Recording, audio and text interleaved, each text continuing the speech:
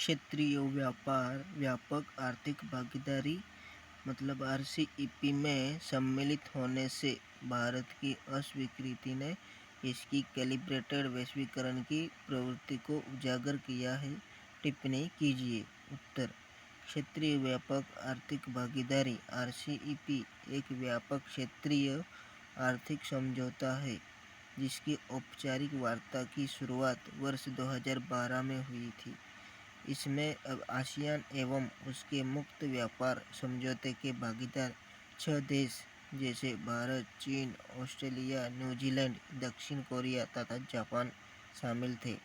इसका प्रमुख उद्देश्य इन देशों के बीच व्यापार नियमों को उदार एवं सरल बनाना तथा बौद्धिक संपदा अधिकारों का संरक्षण करना है।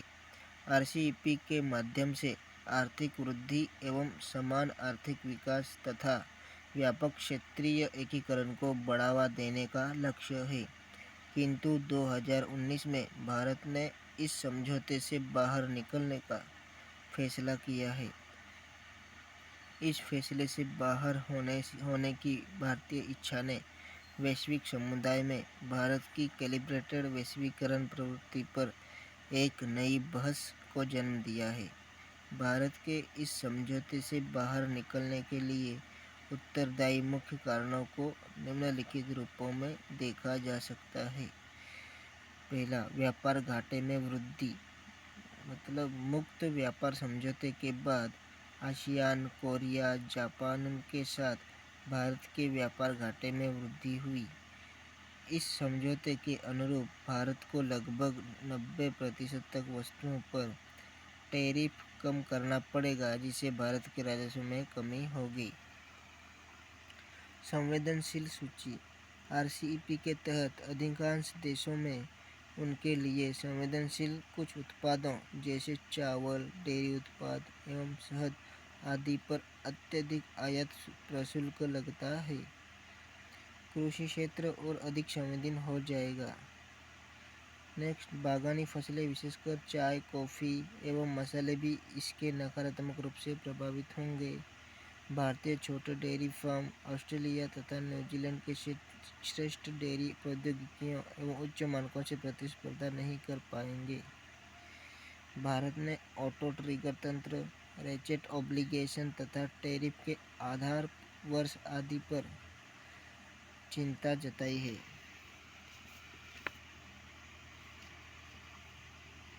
वस्तुतः भारत का आरसीईपी से बाहर होने का प्रमुख उद्देश्य अपने आंतरिक उद्योगों, कृषि क्षेत्र तथा बाजार को संरक्षण प्रदान करना है।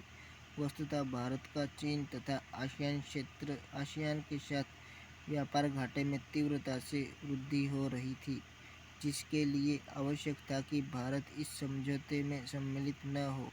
हालांकि यह कहना पूर्णतः उचित नहीं है कि भारत कैलिब्रेटेड वैश्वीकरण की तरफ बढ़ रहा है।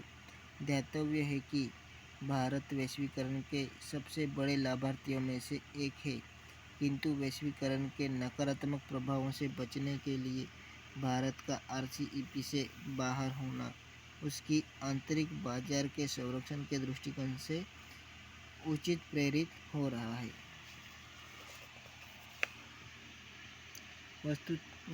वस्तुतः वर्तमान वैश्विक परिदृश्य में यह कहना गलत नहीं होगा कि देश अपनी अर्थव्यवस्था के संरक्षण के लिए वैश्वीकरण को सोच समझकर बढ़ावा दे रहे हैं। पूर्व में अमेरिका जैसे देशों ने भी ऐसे फैसले लिए हैं जिनका दीर्घकालिक परिणाम उनके हित में रहा है। यहाँ यह ध्यान देने योग्य तथ्य है कि वर्तमान में भारत की अर्थव्यवस्था में तीव्रता से मंदी महसूस की जा रही है। ऐसे में भारत को अपने आंतरिक बाजार की स्थिरता पर ध्यान देना गलत नहीं होगा। नेक्स्ट क्वेश्चन, सार्वजनिक निजी भागीदारी मतलब पीपीपी देश में बुनियादी अवसंरचना की कमी को दूर करने के लिए अत्यंत आवश्यक है। हालांकि भारत में पीपीपी परियोजनाओं को कई चुनौतियों से सामना करना पड़ रहा है। सार्वजनिक निजी भागीदारी से तात्पर्य सरकार अथवा उसकी किसी वैधानिक संस्था एवं निजी क्षेत्र के बीच किसी परियोजना के निर्माण हेतु किए गए दीर्घकालिक समझौते से है। इस समझौते के तहत निजी क्षेत्र शुल्क लेकर ढांचागत सुविधा प्रदान करता है। इसमें दोनों पक्ष मिलकर एक स्पेशल पर्पज व्हीकल मतलब एसपीवी का निर्माण करते हैं। देश में बुनियादी अवसंरचना अंतराल को कम करने में पीपीपी की आवश्यकता को निम्नलिखित रूप में देखा जा सकता है। पीपीपी की सहायता से धीमी गति से चल रही अथवा रुकी हुई परियोजनाओं को कुशलता से पूरा किया जा सकता है। परियोजनाओं को पूरा करने के लिए मानव संसाधन एवं पूंजी का कुशल अनुप्रयोग सुनिश्चित कर उत्पादकता को बढ़ाया जा सकता है।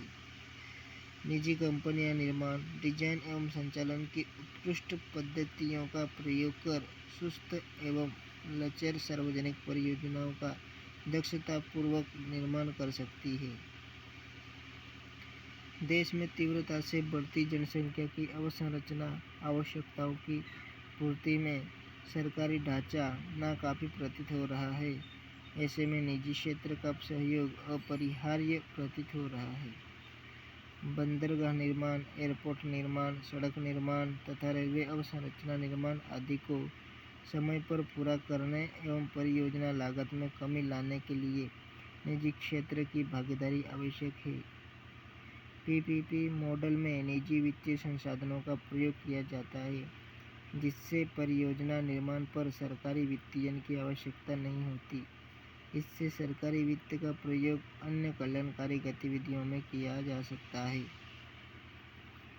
उपर्युक्त लाभों के बावजूद भारत पीपीपी मॉडल के समक्ष कई चुनौतियां विद्यमान है, जिन्हें निम्नवत देखा जा सकता है।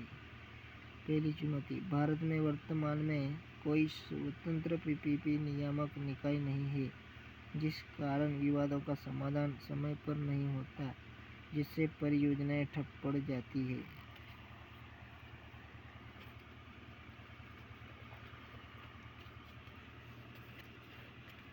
पीपीपी के तहत चलाई जा रही परियोजना संबंधी व्यवहार्यता रिपोर्ट, समझौता आदि संबंधी व्यापक डेटाबेस की कमी है, जिससे इन परियोजनाओं संबंधी पारदर्शिता में कमी आती है।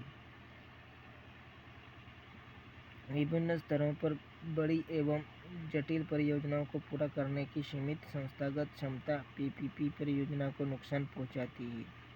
पीपीपी परियोजनाओं के लिए ऋण हेतु निजी क्षेत्र वाणिज्य बैंकों पर निर्भर होता है। कई बार निजी कंपनियां बैंकों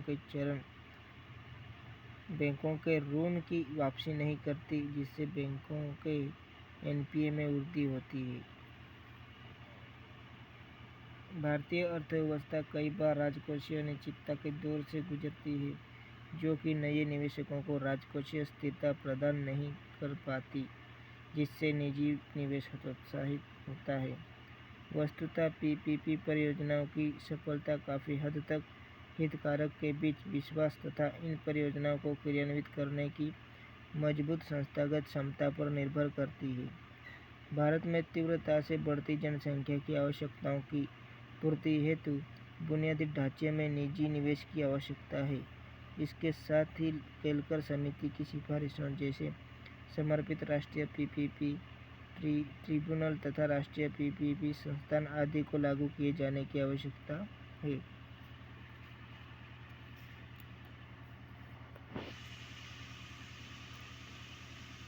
राष्ट्रीय बौद्धिक संपदा अधिकार इन ब्रैकेट आईपीआर नीति 2016 की प्रमुख विशेषताएं कौन कौन सी है? नई आईपीआर नीति की उपलब्धियों का उल्लेख करते हुए इससे संबंधित प्रमुख मुद्दों का भी चर्चा कीजिए। उत्तर,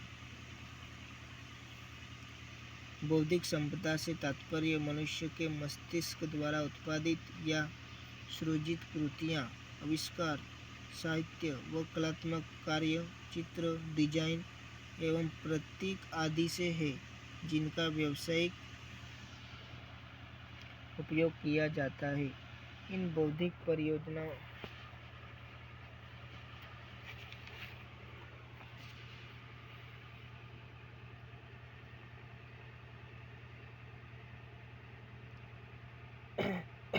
इन बौद्धिक सृजनों पर किसी व्यक्ति, समूह या संगठन को कानूनी रूप से एक निश्चित अवधि के लिए व्यावसायिक विशेषाधिकार प्रदान करना ही बौद्धिक संपदा अधिकार कहलाता है। ये अधिकार मुख्यतः पेटेंट, ट्रेडमार्क, कॉपीराइट, जीआई, औद्योगिक डिजाइन आदि है। दातव्य है कि एक बौद्धिक संपदा अधिकार किसी भी राष्ट्र की रचनात्मक तथा अन्वेषणों को प्रोत्साहित करता है। ऐसे में भारत जैसे विकासशील देश में जहाँ नवाचार एवं रचनात्मक का तीव्रता से प्रसार हो रहा है, वही बौद्धिक संपदाओं को संरक्षित किए जाने की आवश्यकता है, ताकि रचनात्मक तथा नवोन्मेषण की संस्कृति को बढ़ावा दिया जा सके। राष्ट्रीय बौद्धिक संपदा अधिकार नीति 2016 की मुख्य विशेषताएं निम्नलिखित है। यह नीति रचनात्मक भारत, अभिनव भारत के दृष्टिकोण के साथ सभी प्रकार की बौद्धिक संपदाओं को एक ही मंच पर एकीकृत करती है। पीपीपी के तहत चलाई जा रही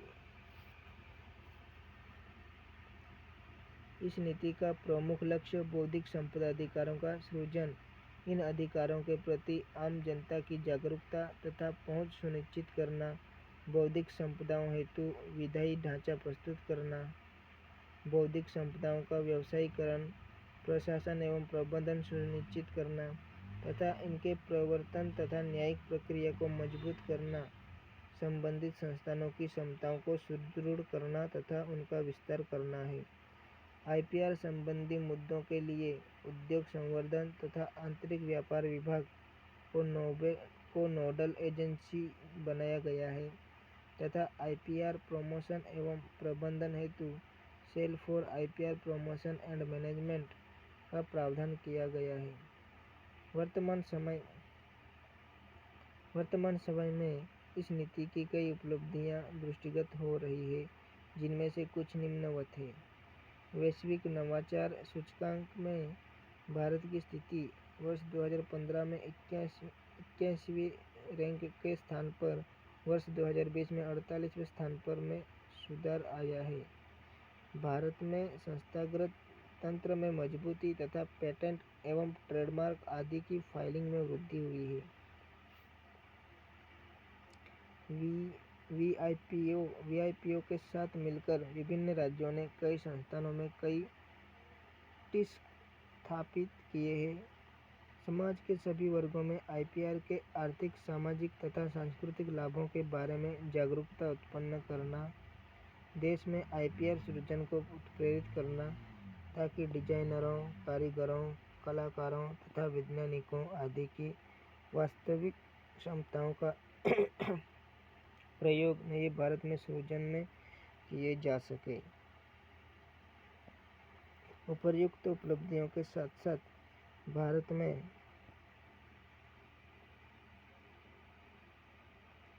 बौद्धिक संपदा अधिकार संबंधी कई चुनौतियां विद्यमान है, जिन्हें निम्नवत रूप में देखा जा सकता है।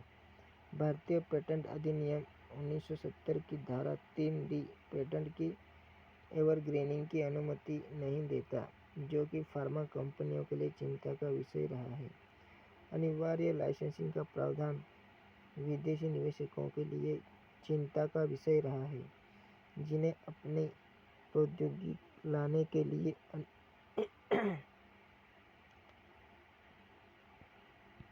के लिए अनिवार्य लाइसेंसिंग का प्रावधान के कारण कई समस्याओं का सामना करना पड़ रहा है।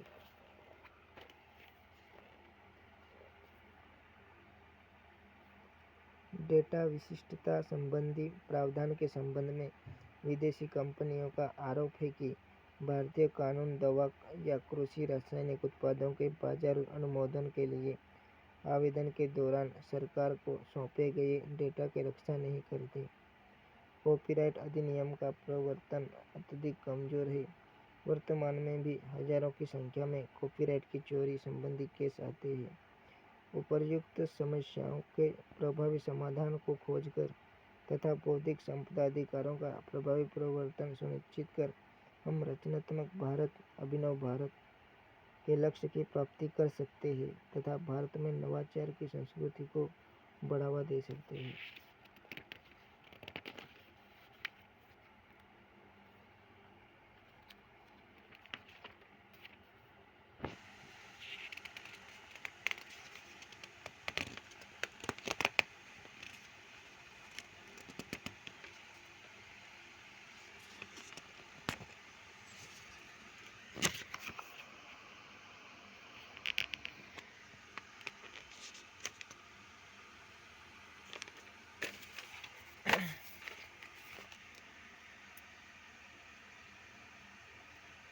प्रश्न, भारत को रेलवे के निजीकरण के बजाय रेलवे में निजी निवेश की ओर क्यों जाना चाहिए? चर्चा कीजिए।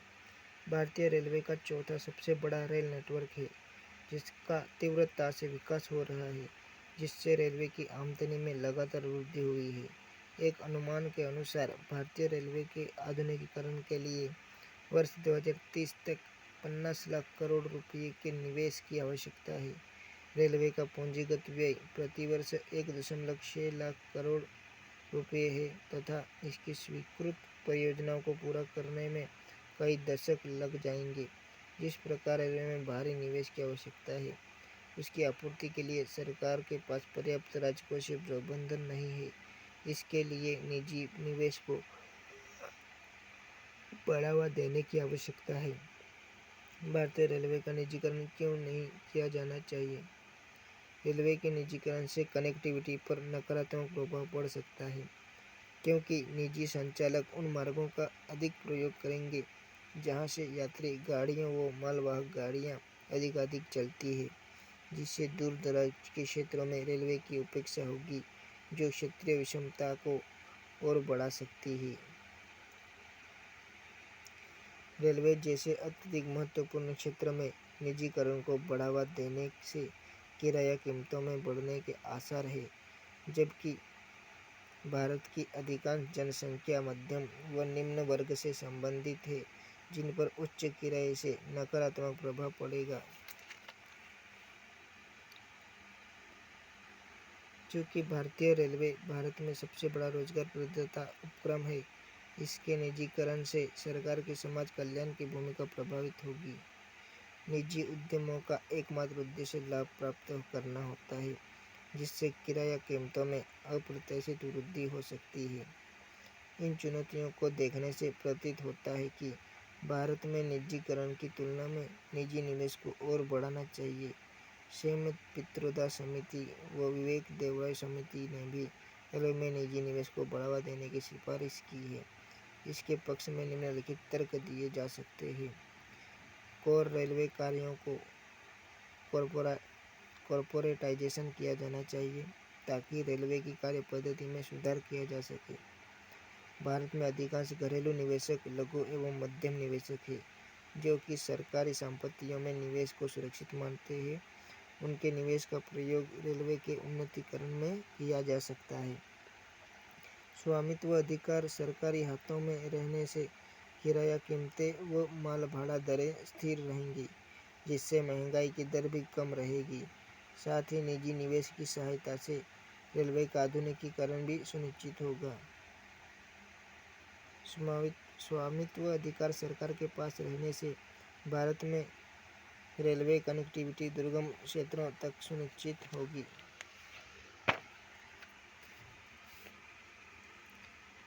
निजी निवेश को बढ़ावा देने से सरकार पर अतिरिक्त राजकोषीय दबाव भी नहीं पड़ेगा व उसका स्वामित्व अधिकार भी रेलवे पर बना रहेगा। वस्तुतः वर्तमान में भारत सरकार रेलवे का पूर्ण निजीकरण न करके आंशिक रूप से निजीकरण कर रही है।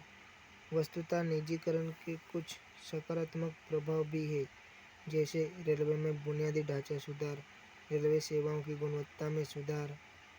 इससे इस क्षेत्र में प्रतिस्पर्धा में वृद्धि होगी, जिससे नागरिक केंद्रित रेलवे का विकास किया जा सकेगा। इस प्रकार हम देखते हैं कि यदि संतुलित निजीकरण को बल दिया जाए तो यह लाभ का सौदा साबित हो सकता है। इसके साथ ही निजी निवेश को भी बढ़ावा देना चाहिए, ताकि वित्त की कमी के संकट से रेलवे का उबारा जा सके एवं रेलवे के आधुनिकीकरण की तत्काल आवश्यकता की भी पूर्ति की जा सके।